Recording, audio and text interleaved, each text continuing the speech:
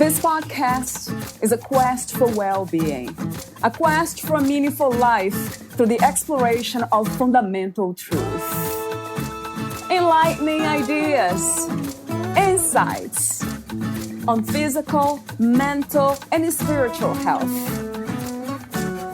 The inspiration is love. The aspiration is to awaken new ways of thinking that can lead us to a new way of being well. Welcome to Body, Mind, and Soul Healing Conversations.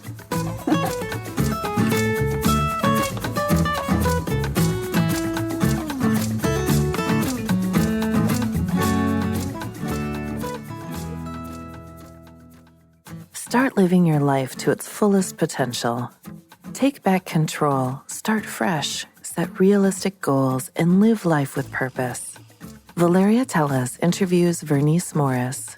She is a licensed clinical social worker, entrepreneur who identifies herself as an African-American woman. She is currently pursuing her 200-hour YTT yoga teacher training through Authentic Movements. Originally attending college to fulfill her childhood dream of becoming a sports agent, Vernice found herself as an AmeriCorps volunteer, serving the homeless population of Spokane, Washington. After her service year, Vernice decided to pursue her master's in social work. As she began working in the social work field, Vernice experienced her own mental health breakdown in 2016. Since, she has dedicated her life to working to support individuals in creating a life of their own design by improving their mental health, utilizing cognitive, behavioral, and integrative psychotherapy.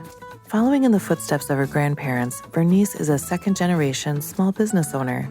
Vernice resides in Arizona, where she provides psychotherapy to individuals and couples through her practice, Breaking Waves Counseling, and has a passion for working with BIPOC and LGBTQIA+ populations. Meet Vernice at breakingwavescounseling.com. Here is the interview with Bernice Morris.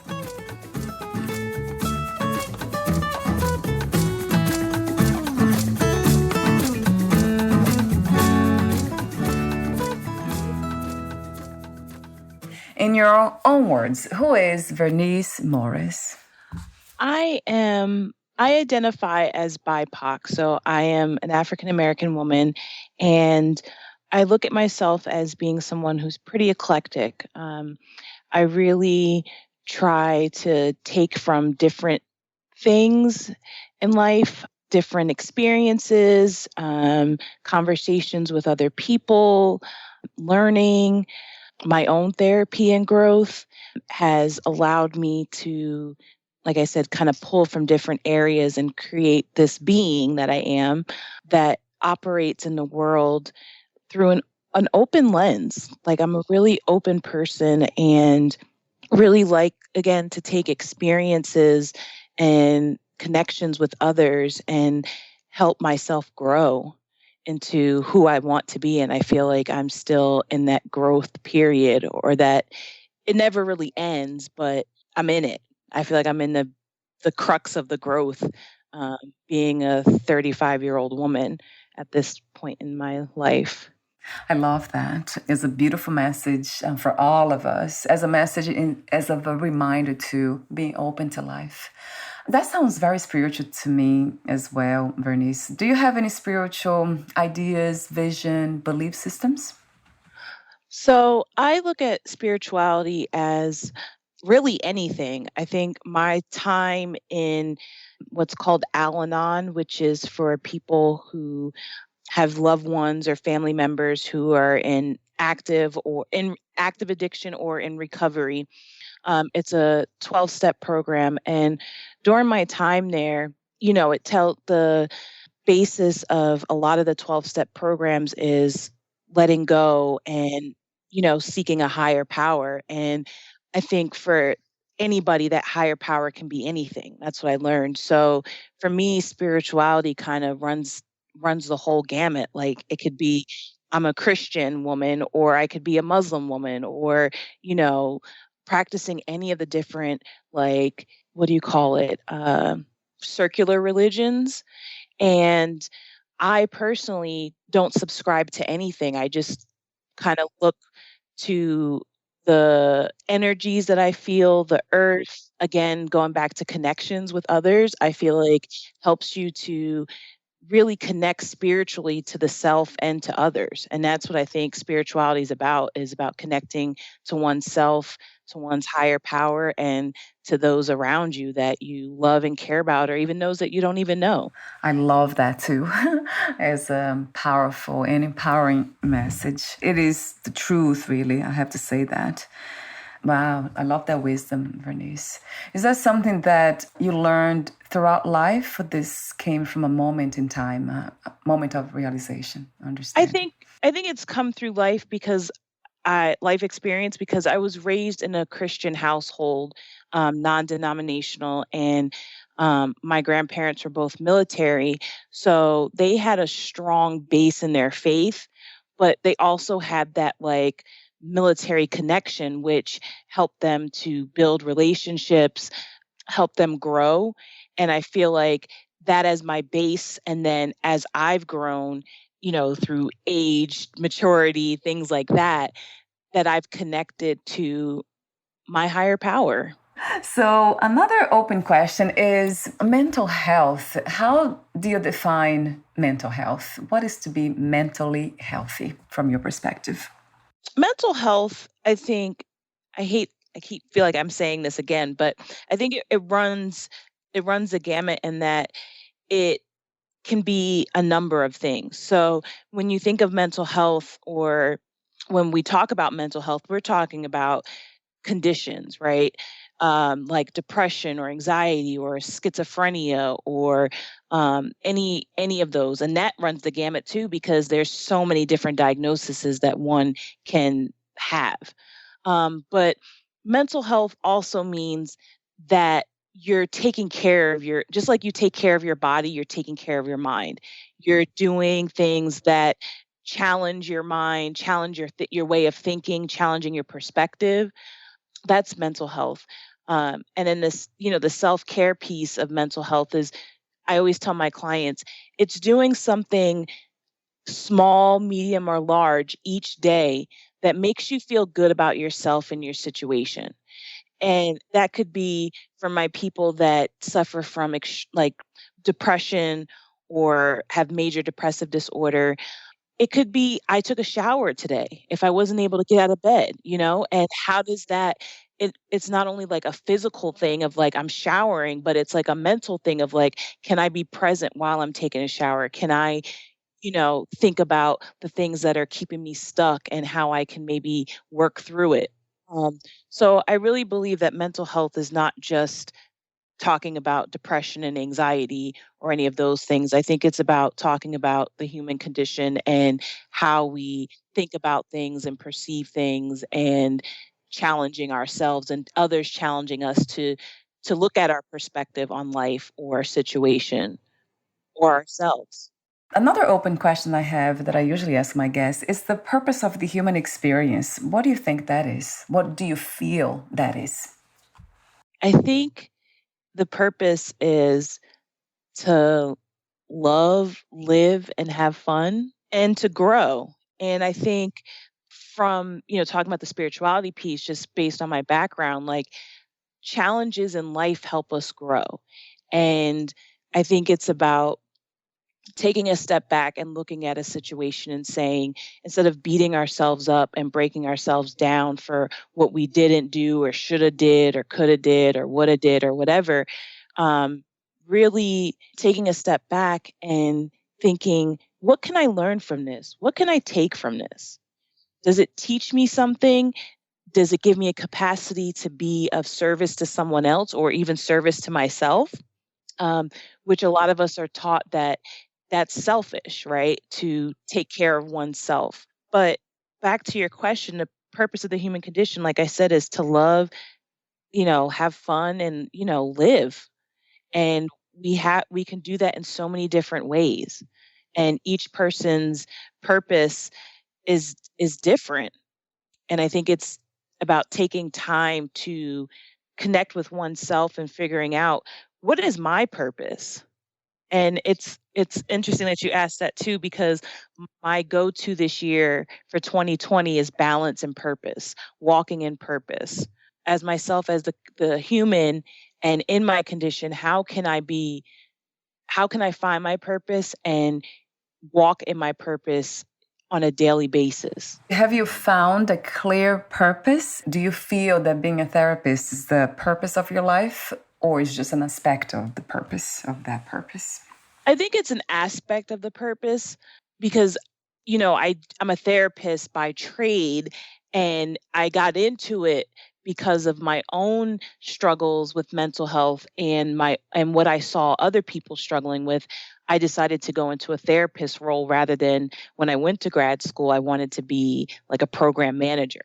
So when I think of like my purpose, I think the therapy part is one piece. And as I expand my practice and offer different things within it, I'm walking in that overall purpose of being of service to others. On your website, you have some powerful messages. I love the way you say that, the way you write. You say, start living your life to its fullest potential. Take back control, start fresh, set realistic goals, and live life with purpose. But then when it comes to, I have a question for you about living life to its fullest potential. I have heard that so many times, and what comes to me is always a question. What would that be like? What would that look like to live in that space of being fully potentialized, fully awakened? And perhaps you talked about growth before. So what is the destination for growth and potential? I think it's about being open. And kind of like I was saying before, we all come from different backgrounds, have different experiences, different perspectives, and living your life to the fullest potential is continuing to work on yourself on a daily, weekly, monthly, yearly basis, and doing the things that bring you joy, bring you excitement, that challenge you, that makes you scared sometimes, because working through that fear, which, you know, a lot of people will say, well, what is fear? And fear is false evidence appearing real. And it's like fear sometimes can make us stagnant, or fear can propel us. So I think it's looking at, kind of like you said, the human condition, looking at your condition and saying, okay, am I happy? And not so much happy, but am I okay where I'm at right now? And if I'm not, where do I want to be and how do I get there? And that's where like someone like me comes in for those of my clients that come just for like growth, or, wanting to look at the past and see how it's impacting their current life. I'm there to provide that space to explore, to see where can I go? What can I do? Who can I be if I'm not happy or content or okay with where I am right now? So living life to the fullest potential will look different for everybody. That is so true because we are all so different. Yeah. Yeah. And I think it's about embracing your experiences and saying, okay, again, what can I take from this? What can I learn? How can I utilize this going forward? And just really setting goals and just smiling and being like, okay, I'm going to do this and I'm going to live life. I'm going to live my best life. I want to, and I need to. And like I said, I'm here to help people figure that out if they're not sure what that even looks like yet. What you said earlier resonates so much. It's being open, isn't it? To ask the questions, to answer the questions ourselves. So it takes a lot of courage, doesn't it, Bernice? Yes. And speaking of courage, how do you describe what healing is? And another question is, what are the obstacles to healing? How would I describe what healing is? Healing is diving into the uncomfortable stuff and, again, being open to whatever comes up and exploring those things. And I think what can get in the way of healing or hinder healing is allowing others to dictate what your healing looks like. Wow, that's powerful. And it's So really true. interesting because in the therapy rooms, our job is to help guide you through that process, not tell you how you should heal or when you should heal or when you're going to be healed. Like, our job is to support you in exploring those things that will lead to your healing. And again, healing is on an individual basis, just like with grief and loss. There's, the 5 stages, and or 6 now, I think. And each stage can happen at any point of your grieving process.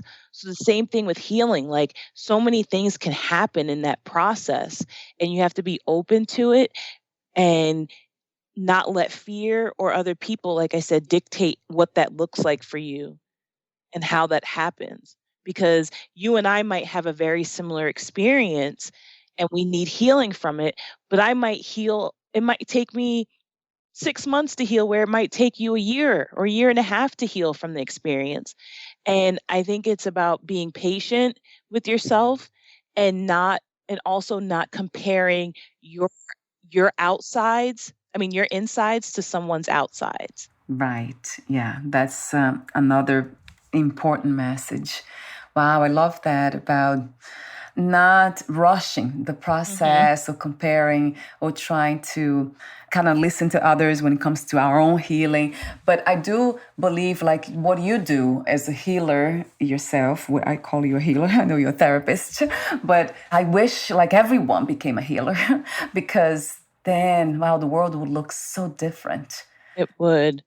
But in our own ways, even though the world looks how it looks, we all are healers in our own ways. And Yeah, how we Bernice. heal or how we assist others in healing sometimes is just by being a listening ear, Yeah, so true. giving a kind word, affirming someone's experience or feelings.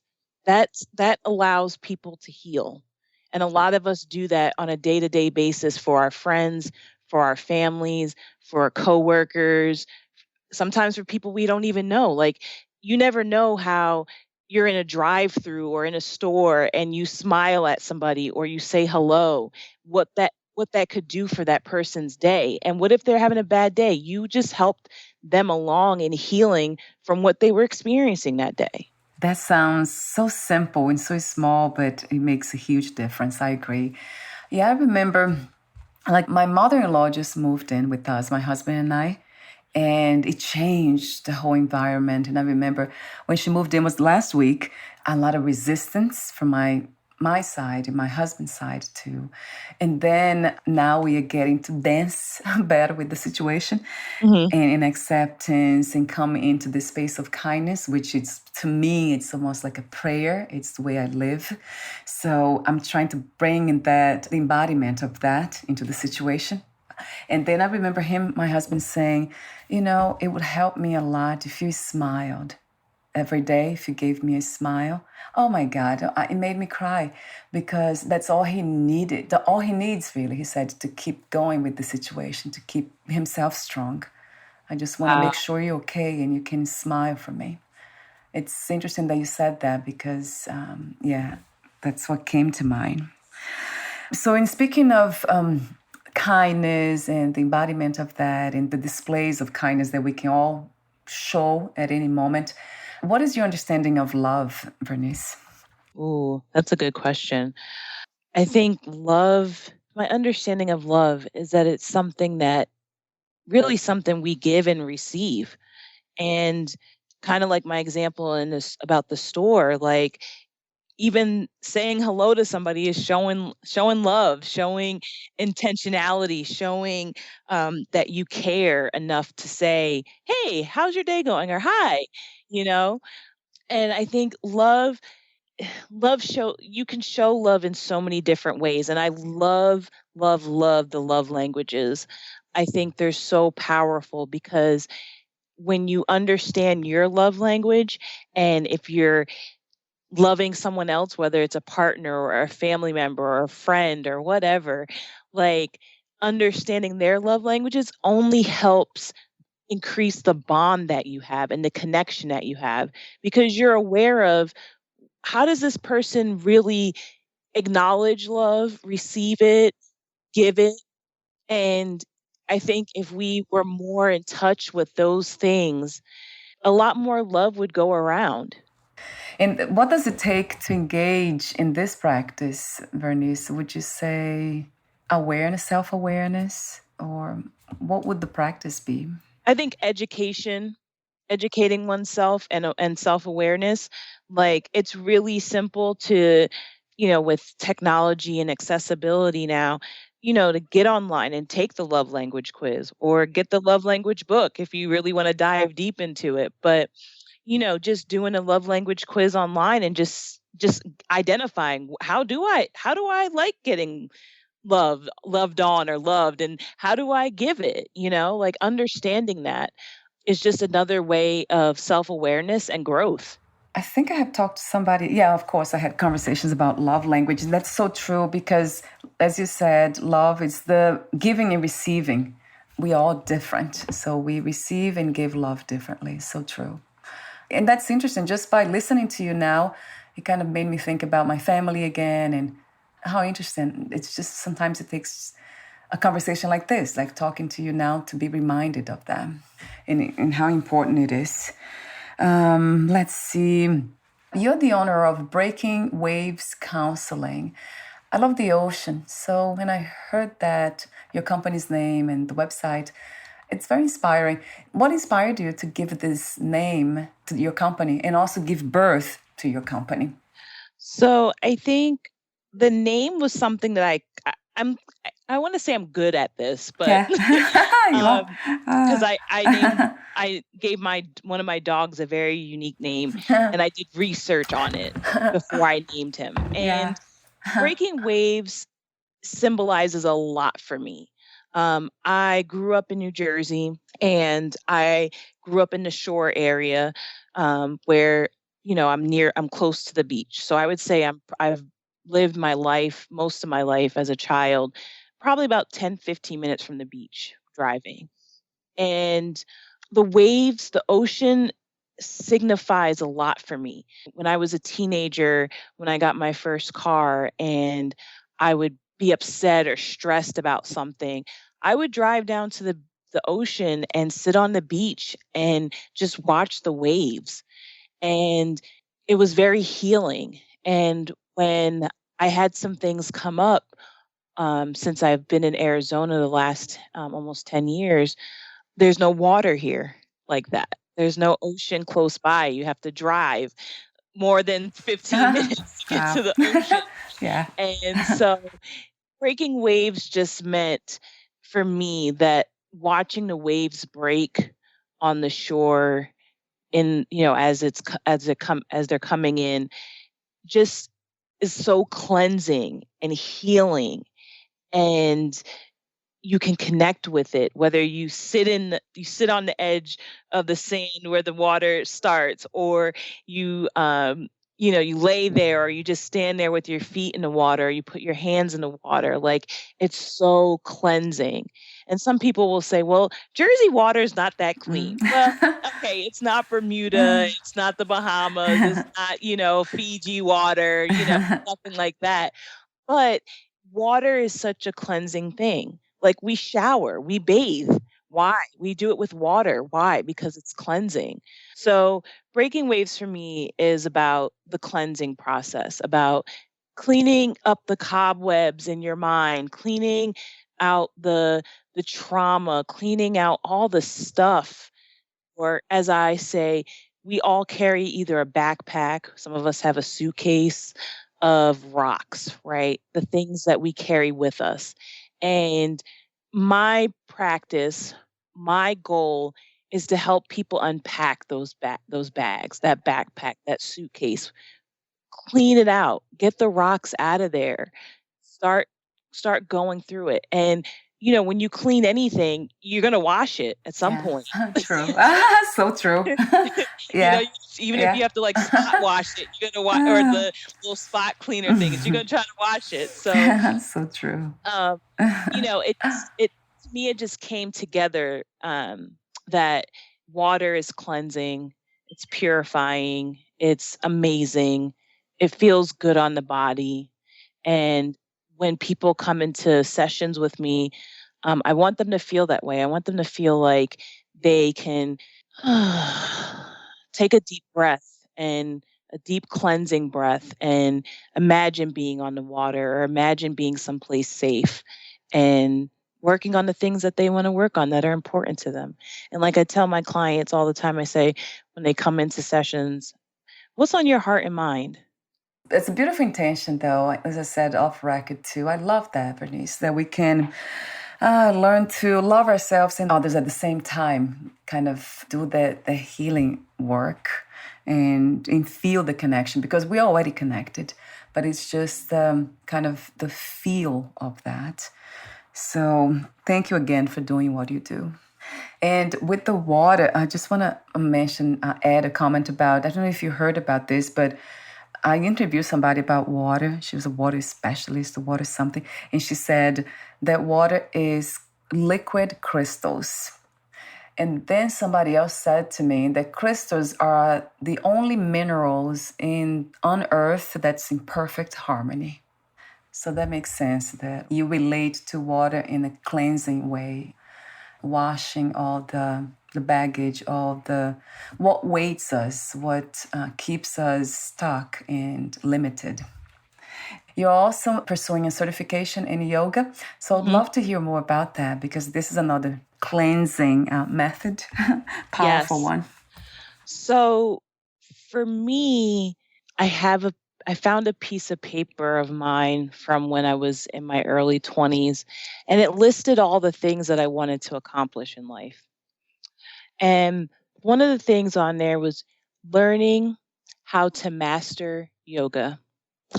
And the purpose was, again, when I was in a rough spot, I was living in Washington State, and I found yoga. I found the practice of yoga, and it was more than just a physical practice for me. It was a spiritual practice. It was a way for me to connect with myself on the mat. And I decided, when I found this piece of paper about a year ago, that I was going to pursue a yoga teacher training, not necessarily to teach yoga. I mean, that's the benefit of getting the certificate. I can teach it, but really to master my own practice. And what I've learned is that yoga is not just about the asana. It's not just about the positions. It's not about the poses. It's about the connection again to self, the connection to others, the connection to whatever you believe in, being able to be present, breathing, because we all breathe, but do we intentionally take time to do a cleansing breath or cleansing breaths, or, you know, look at how we're breathing? Am I breathing really heavy? Is my breathing labored? Is it, shallow? Whatever the case may be, and seeing, okay, how can I breathe through this situation or this feeling? So the yoga is really important to me. And like I said, it's really helping me to improve my spiritual practice as well as my own personal growth. And it's challenging. Right. And there's some fear involved in it, because Yeah. you have to do different videos of yourself practicing the training and all that stuff. And that's scary, but it's also very rewarding. And I love the training that I'm doing, and the women that are hosting it. They're all about, again, connection and finding purpose in what you're doing, and aligning that purpose to your practice. And that practice isn't just on the mat. Wow, I love all that. What is not to love about everything that you speak of? Are you planning to integrate yoga to your therapy practice? Yes, I do plan on doing that once I am completely certified. I want to be able to I'm a virtual therapist, so I'm not in person right now. So being able to do like a session where maybe, the first 30 minutes is meditation and breathing, or maybe doing some light poses and then going into talking about whatever's on the person's heart and mind, or finishing up of, what we talked about in the last session or what have you. But I would like to integrate it and really have it as something that's offered as well. Another topic that I would love to explore with you today is ketamine assisted psychotherapy. I have heard, I'm not sure if was on your website or online somewhere, a comment that says ketamine is the only legal psychedelic medicine available to mental health providers for the treatment of emotional suffering. Talk to me for a moment about that. How is that conducted, Bernice, in a safe way? I think there's a number of different ways that ketamine can be administered. Through what I know here in the States, Spravato, which is a nostril, I think, way of ingesting ketamine. And then there's companies that have will send you ketamine, like the actual troches or pills, and kind of guide you through that. But the ketamine assistant therapy that I've experienced, that I've done training in, is with intramuscular injection. And it's obviously microdosed, so there's a certain level, and you essentially go on a ketamine trip. I don't know if that's the technical term for it, but I'm just going to call it that. Yeah. Yeah. And in that, the process is to obviously ingest the medication or the psychedelic, and then once you start coming out of it or even through it, the therapist that's there with you will ask you questions and let you kind of talk. In my experience, it was more of like being in the experience and having someone record things that I might have said, or movements or behaviors, or whatever changes in my presentation while under the influence. And then coming out of it, having notes and being able to talk to someone there about, this is what I saw or heard or felt or thought, or whatever the case may be, processing that with a licensed individual. Yeah, so it's very similar to psilocybin or LSD. So it's very similar. But I don't know what ketamine is. What is the component of ketamine? I'm going to be very honest with you. I don't really know all the chemical makeup of ketamine. I'm still a student in a sense of that. I know how to conduct the therapy in relation to it. I don't administer it. Clinicians are not allowed to administer it. It's when I did the training, it was with a nurse practitioner, a psychiatric nurse practitioner, and it's ketamine is legal here in Arizona to use for those purposes, but anything else, I'm not very well educated on, like psilocybin and MDMA and things like that. I'm still a student in those. Yeah, thank you for your honesty and openness. Yeah, I don't know much about it. Ketamine, I never actually heard about it before. Yeah, just recently that's a recent knowledge. But psilocybin, I have heard about, and LSD and all those others. I think I have tried to myself, but that was involuntary. I was doing a meditation retreat in France, and they just gave me a cake that had it. They had, I think, psilocybin.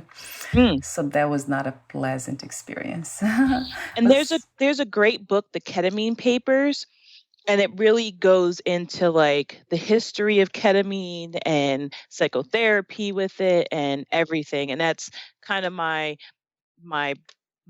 ketamine Bible right now that I'm reading through. That sounds really good as an exploration, not just in your case, of course, as a therapist, applying that, offering that, but also for those who need something extra, right, Vernice? Mhm. Because Yep. we all different. So sometimes I have talked to a lot of people who tried everything and nothing worked, and then they did psychedelic assisted therapy, and it was really magical. It helped Yeah. them. So it's another option. What is the main conditions that you assist your clients to go through? Would you say burnout, anxiety, depression? I would say it's always a combination of things because I feel like when a person comes in and they say, I have depression, and they might have officially been diagnosed or unofficially diagnosed, they diagnose themselves with depression, which happens True. sometimes. So true. A lot of us like to self diagnose with Google, Yeah. so it's okay. Yes. But Yeah. each of us, we come with different things.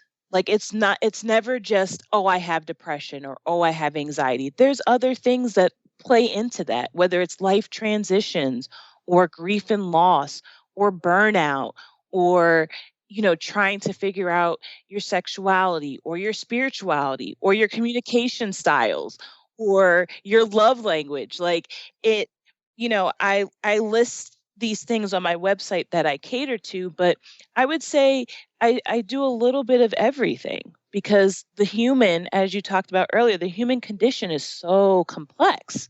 So someone coming into a therapy room might say, hey, I'm coming for this one thing, but if I see you 3 weeks from now and something has happened, I'm not just seeing you for the thing I saw you for this week. I'm seeing you for what I saw you for this week and some. And so I think it's really important to, yes, as a therapist, we have to list what we cater to, but I think most therapists were pretty well rounded in what we can treat. It's just that some of us have very specific specializations, like things that we enjoy and love treating or people working with those conditions. And I would say mine is, my big go tos are depression and anxiety, especially anxiety. And the burnout piece is something that I am working on in terms of offering a burnout retreat for women who are professionals or women in business,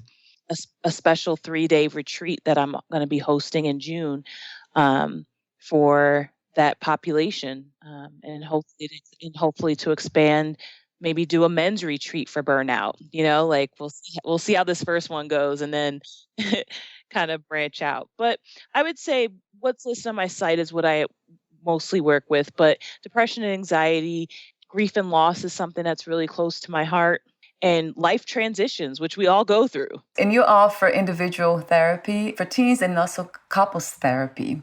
So that's Yes. great to know. And what is the best way to contact you for new clients?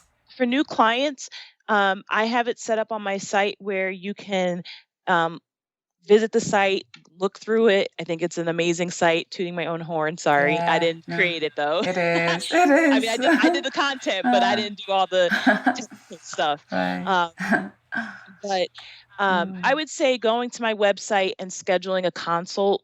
I do 15-minute consultations for free, and that gives us just a chance to kind of briefly talk about what brings you to therapy. And that time I can see, can I be of help to you? And, I kind of give some background on, my practice, what I do, and try to see if it's a good fit. And I mean, it's scheduled for 15 minutes, but I would say most of them go about 30 minutes to 45 minutes. Yeah. Yeah. The best way to contact me is through my website, which is breakingwavescounseling.com. And on my site, on every page, I believe, you can schedule a consult appointment. We also, Breaking Waves also is offering coaching, life coaching. So that's something else if people are interested in life coaching with some components of therapy and looking at spirituality and some other things. That's also available on my website. Oh, that sounds wonderful. I'll have the link on your podcast profile. And I do love your website. It's very inspiring. Oh. So my last question to you today is, what 3 experiences you wish everyone to have before they lose the body, before they die? Oh, 3 experiences. To have love, experience love, experience peace. And I don't want to say, I feel like happiness is so cliche, but I want to say I want people to live their best life, whatever that looks like. And I think if you can have love, peace, and live your best life with purpose, being present, and taking what you can from every experience, I don't think you can ask for more. I agree. I absolutely agree. How beautiful. Thank you so much again for your presence in this reality, the way you express yourself, and for being open to life and let this inner wisdom to flow through you the way it does, with a lot of clarity and creativity. It's truly beautiful. Thank you so much, Vernice, again. We'll be in touch again. Take good care of yourself. Thank you. Bye for now.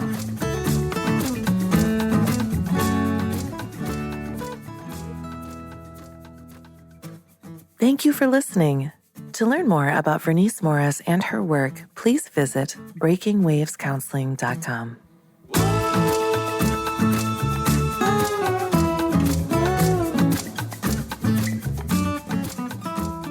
To learn more about this podcast, please visit fitforjoy.org/podcast. Thank you again for listening, and bye for now.